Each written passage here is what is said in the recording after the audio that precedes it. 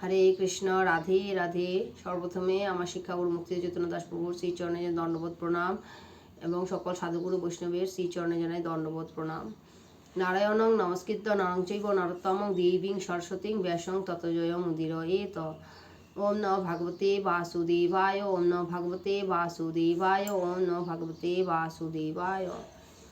আজকে শ্রীমদ্ ভাগবতমের স্কন্ধ 1 অধ্যায় 8-এর 27 নম্বর শ্লোক অনুভব ভাবার্থ বলার চেষ্টা করছি। ভুল ত্রুটি হলে মার্জনা করবেন। নমঃ কিঞ্চিন বিত্তার অনিবৃত্ত গুণবৃত্তয়ে আত্মা রাময় শান্তায় কৈবল্যপতয়ে নমঃ। অনুবাদ: জড় বিষয়ে যারা সম্পূর্ণভাবে নিঃস্ব, তুমি সেই আকিঞ্চনগণের সম্পদ, তুমি প্রকৃতির গুণের ক্রিয়া প্রতিক্রিয়ার অতীত, তুমি সম্পূর্ণরূপে আত্মতৃপ্ত এবং তাই তুমি সর্বকার কামনা বাসনা রহিত হয়ে প্রশান্ত এবং মুক্তিদানে সমর্থ। আমি তোমাকে আমার সশ্রদ্ধ প্রণতি নিবেদন করি। আজকে প্রভুপাদের এই শ্লোকে বলা হয়েছে যে জীবেরা কখনো ত্যাগী হতে পারে না, অর্থাৎ ত্যাগী আনন্দ। তাহারা কোনো বিষয়কে কোনো কিছু ত্যাগ করে যখন কোনো বিশেষ কিছু প্রাপ্ত করার আশায়। কেউ যদি কোনো কিছু ত্যাগ করে তার বিনিময়ে সে বিশেষ কিছু প্রাপ্ত হওয়ার আশায় সে কোনো কিছু ত্যাগ করে। এখানে ভগবান একটা উদাহরণ দিয়েছে, নিবেদন করেছে যে শিল রূপ গোস্বামী, শিল সনাতন গোস্বামী ছিলেন বাংলার নবাবের মন্ত্রী এবং শিল রঘুনাথ দাস গোস্বামী ছিলেন তৎকালীন বিখ্যাত একজন জমিদার। উনারা উনাদের সমস্ত জাগতিক ঐশ্বর্য এবং সমৃদ্ধি সব কিছু ত্যাগ করেছিলেন। তাই শ্রীল সনাতন গোস্বামীর কাছে একটা পরশমণি ছিল যা স্পর্শ করলে সব কিছু সোনা হয়ে যেত। এত বড় সম্পত্তি থাকা সত্ত্বেও তিনি পরশমণিটিকে আবর্জনার মধ্যে ফেলে দিয়েছিলেন। বিদেশে যখন একজন দরিদ্র ব্যক্তি সেই পরশমণিটিকে নিয়ে পরশমণির কথা জিজ্ঞাসা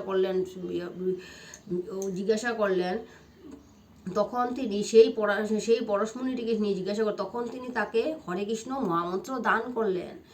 তাই ভগবান এবং তার ভক্ত এই রকম জড়জাগতিক সম্পত্তির উপর কোনো রকম আসক্তি থাকে না। যারা প্রকৃত শুদ্ধ ভক্ত হয় তারা জড়জগতের কোনো কিছু, সোনা গয়না টাকা সম্পত্তি সমস্ত কিছু প্রতি আকৃষ্ট হয় না।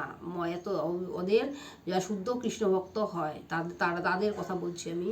তাই এই শ্লোক পড়ে আমি এটাই অনুভব করতে পারলাম যে আমরা যদি কাউকে কোনো সময় কিছু দান করতে হয় তাহলে জড়জাগতিক কোনো কিছু দান করা একেবারেই উচিত নয়। ভগবানের একমাত্র পরম ধনই হচ্ছে ভগবানের দিব্য এই নাম।